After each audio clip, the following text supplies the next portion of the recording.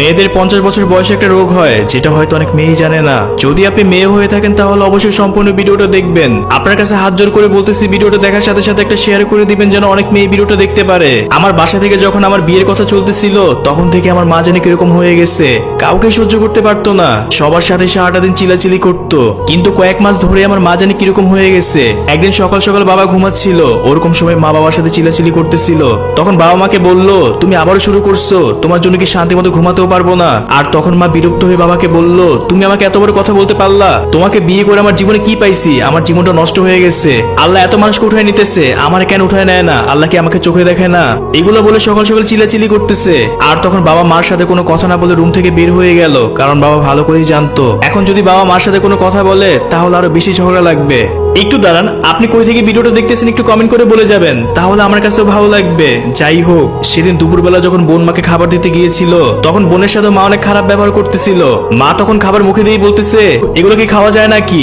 তোর হাতে রান্না আমার একদম খেতে ইচ্ছে করে না। তখন আমার ছোট বোন আমার মাকে বলল, আমি রোজ খাবার নিয়ে আসলে আপনি আমার সাথে এরকম করেন, কই বাবার ভাইয়া তো এরকম করে না, তাহলে আপনি কেন এরকম করেন? যদি আমার হাতে রান্না আপনার খেতে ইচ্ছে নাই করে তাহলে ভাইয়াকে বলেন বাইরে থেকে খাবার নিয়ে আসবে, আমার হাতে রান্না আপনার খেতে হবে না। যখন আমার ছোট বোনের কাছ থেকে মা এই কথা শুনলো তখন মা আমার বোনের সাথে অনেক খারাপ ব্যবহার করলো। বোন তখন কান্না করতে করতে রুমে চলে গেল। আর সেদিন আমি সারাটা দিন অফিস শেষ করার পর যখন সন্ধ্যাবেলা বাসায় আসলাম, বেশ হওয়ার পর যখন আমি মার রুমে গেলাম তখন মার কাছে গিয়ে আমি বললাম, মা কালকে তো মেয়ে দেখার কথা, আমার জন্য মেয়ে দেখতে যাবেন না? তখন দেখলাম মা আমার দিকে চোখ বড় বড় করে তাকায় বলতেছে, তোর খুব বিয়ে করতে ইচ্ছে করে তাই না? বিয়ে করে বাসায় নতুন বউ নিয়ে আসবি, যা এখান থেকে।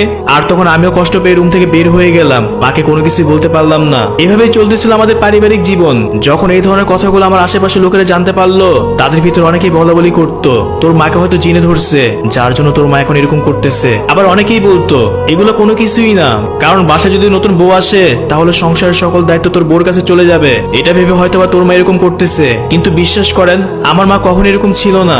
আমাদের সংসারটা খুব সুন্দরভাবে সাজায় রাখতো, আমাদের দুই ভাই বোনকে অনেক আদর করতো।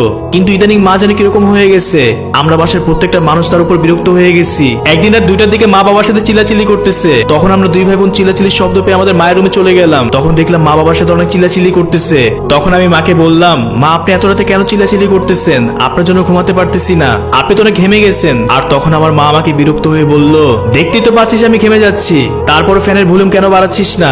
আর মায়ের এই কথা শুনে যখন আমি ফ্যানের ভলিউম বাড়াতে গেলাম তখন দেখলাম ফ্যানের ভলিউম ফুল দেওয়া আছে। তখন মাকে আমি বললাম, ফ্যানের ভলিউম আর কত বাড়াবো মা, ভলিউম তো ফুলই দেওয়া আছে। তখন মা বিরক্ত হয়ে বলল, তোদের এই রুমে কি আসতে বলছে, তোরা যা এখান থেকে। তারপর আমি আর আমার বোন মিলে আমার মার রুম থেকে চলে গেলাম। আর তারপর দিন সকালবেলা দেখি আমার মা আমার বাবার সাথে আবার চিল্লাচিল্লি করতেছে। এক পর্যায়ে বাবা বিরক্ত হয়ে মাকে বলল, এই তোমার সমস্যা কি? তুমি কেন এরকম করো? তোমার জন্য বাসায় থাকা যায় না? সারাটা দিন চিল্লাচিল্লি করো, আজকের পর থেকে যদি তুমি এরকম করো তাহলে তোমার বাপের বাসায় তোমাকে দিয়ে আসবো। এটা বলে বাবা রুম থেকে বের হয়ে গেল। আর তারপর যখন দুপুরবেলা ছোট বোন আমার মাকে খাবার দিতে গেল তখন আবারও মা বোনের সাথে খারাপ ব্যবহার করলো। তখন বোন বিরক্ত হয়ে মাকে বলল, আচ্ছা আপনি কি আমার নিজের মা? যদি নিজের মা হয়ে থাকেন তাহলে আমার সাথে কেন এরকম ব্যবহার করেন? আমি যখনই আপনার জন্য খাবার নিয়েছি তখনই আপনি আমার সাথে এরকম করেন। যদি আমার খাবার আপনার খেতে ইচ্ছে নাই করে তাহলে বাসায় নতুন বউ নিয়ে আসেন, তখন দেখবো নতুন বউয়ের সাথে কিরকম ব্যবহার করতে পারেন। তারপর যখন আমি অফিস শেষ করে বাসায় আসলাম তখন দেখলাম মা আমার সাথে কারণ ছেড়ে চিল্লাচিল্লি করতেছে। তখন আমিও বিরক্ত হয়ে মাকে বললাম, সারাটা দিন অফিস শেষ করে বাসায় আসছি, এসে দেখি আপনি আমার সাথে চিল্লাচিল্লি করতেছেন, আপনার জন্য বাসায় কেউ শান্তি মতো থাকতে পারতেছে না। যদি আজকের পর থেকে আপনি এরকম করেন তাহলে আপনাকে বৃদ্ধাশ্রমে দিয়ে আসবো। এরকম করতে করতে মা একদিন অসুস্থ হয়ে গেল। আর তারপর মাকে নিয়ে ডাক্তারের কাছে গিয়েছিলাম।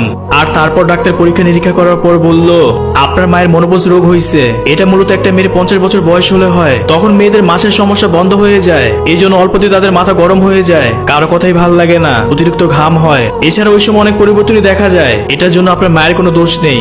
যখন ডাক্তারের কাছ থেকে এই কথা শুনলাম তখন সত্যি বলতে নিজেদের কাছে অনেক বেশি খারাপ লাগছিল। আমরা এই কয়দিন মায়ের সাথে কত খারাপ ব্যবহার করছি, মা কতই না কষ্ট পেয়েছে আমাদের কাছ থেকে। আর এর 6 মাস পরই মা মারা গেছে। এখন সত্যি কথা বলতে মায়ের জন্য অনেক বেশি খারাপ লাগে। যদি মা এখন বেঁচে থাকতো তাহলে মায়ের সাথে কখনই খারাপ ব্যবহার করতাম না। এখানে কি বোঝানো হয়েছে জানেন? মেয়েদের 50 বছর বয়স হলে তাদের একটা সমস্যা হয়, আবার সব মেয়েদের যে হয় এরকমটা না। তাই প্রত্যেকটা সন্তানের উচিত ওই বয়সে ওই সময়টা মাকে বেশি বেশি কেয়ার করা, মায়ের প্রতি বিরক্ত না হওয়া। আমি জানি না শেষ অব্দি কে কি ভিডিওটা দেখছে, যদি শেষ অব্দি ভিডিওটা দেখে থাকেন তাহলে আমার কাছেও ভালো লাগবে।